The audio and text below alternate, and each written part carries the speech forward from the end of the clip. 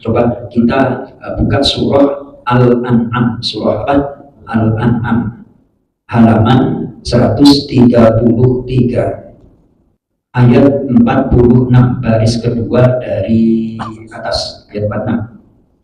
Kita baca ayatnya. Bismillahirrahmanirrahim. Qul ara'aytum in akhadallahu sam'akum wa absarakum wa khatama 'ala qulubikum man ilahun ghairullahi ya'tikum bih. Unzur kaifa nusarriful ayati thumma hum yasdifun. Silakan Mas Toto masih berkata.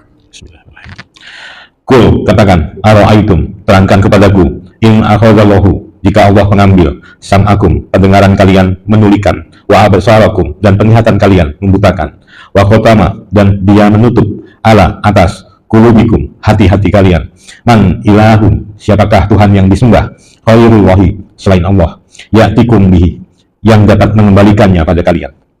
Inzur, perhatikanlah, kaifa, bagaimana, nusarrifu, kami menjelaskan berulang-ulang, al-ayati, tanda-tanda keesaan kami, summa, tetapi kemudian hum yasdifun, mereka berpaling dan ingkar. Katakanlah Muhammad, terangkanlah kepadaku jika Allah mencabut pendengaran dan penglihatan serta menutup hatimu, siapakah Tuhan selain Allah yang kuasa mengembalikannya kepadamu? Perhatikanlah bagaimana kami menjelaskan berulang-ulang kepada mereka tanda-tanda kekuasaan kami, tetapi mereka tetap berpaling. Baik, coba bayangkan tuh, yang namanya seandainya fungsi mata kita itu diambil, terus pendengaran kita diambil, akhirnya hati kita tertutup untuk menerima kebenaran. Siapa selain Allah yang bisa mengaktifkan, menormalkan indera kita ini? Jadi ketika orang itu semakin menghayati Al-Quran, Mas Toto, itu takutnya itu luar biasa. Dikasih sehat, dengar aja nggak mau, ngobrol mulu, ya kan? Astagfirullahaladzim. Ya, saya itu pernah diundang di Bekasi itu. Jadi kalau sebelum saya diundang, saya biasanya kalau diundang nggak diundang lagi, Mas Toto, ya kan? Biasanya kalau saya diundang nggak diundang lagi. Nggak tahu kenapa.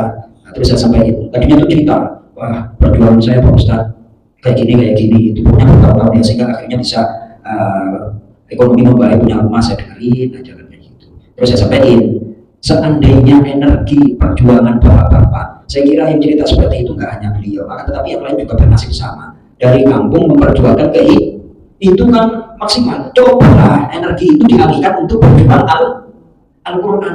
Lalu anak-anak TK aja bisa baca kok, ya kan? Anak TK itu diajari Quran karena keseriusan, sungguh-sungguh bisa. Coba energi perjuangan untuk mencari ekonomi itu sekarang dialihkan sementara untuk serius membaca, belajar Al-Quran. Bingung semuanya. Terus juga diundang saya.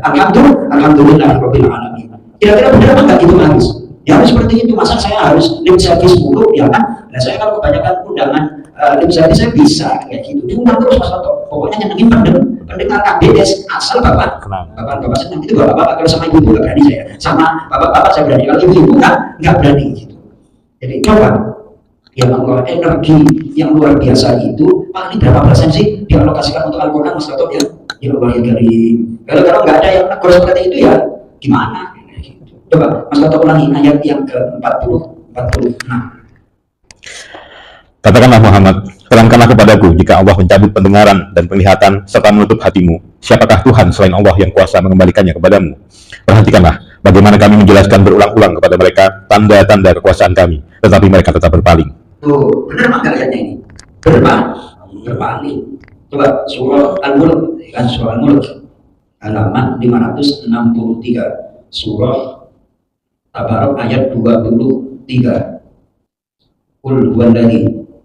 Baik, kita baca ayatnya. Bismillahirrahmanirrahim. Qul huwallazi ansha'akum wa ja'ala lakum as-sam'a wal absara wal af'idah. Qalilan ma tashkurun. Baik, Mas. Satu lagi. Bismillah. Qul, katakanlah, huwallazi, dialah yang ansa'akum, dia telah menciptakan kalian, wa ja'ala, dan dia telah menjadikan lakumus sam'a, bagi kalian pendengaran, wal absara, dan penglihatan, wal afidah, dan hati-hati nurani. Qalilan, qalilan ma tashkurun, tetapi sangat sedikit sekali kalian bersyukur.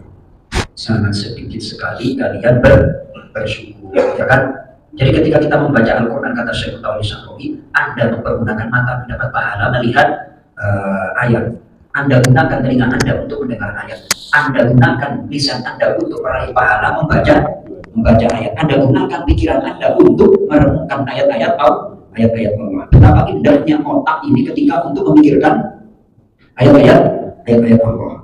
Jadi nanti akan memancar ke wajah, Mas Toto. Tapi kalau pikirannya udah buta pikirin dunia, wajahnya dilihat aja nggak enak itu. Itu kan merespon. Disetrum dengan ayat, akhirnya memancar ke wajah.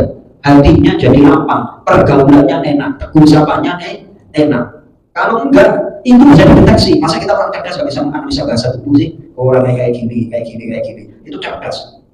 Nah, itu udah disampaikan dalam Al-Quran. Qalilan ma tashkurun, sedikit sekali kalian yang bersyukur. Penggemar tafsir pada maghrib sampai isya seminggu 3 kali. Kelompoknya Pak Hari Prabowo, ya ini aja, ya kan?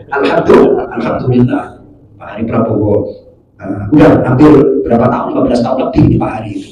Mulai zaman ngaji tafsir itu, Masya Allah, Pak Haji Pur, dan sekarang ngaji Pak Del.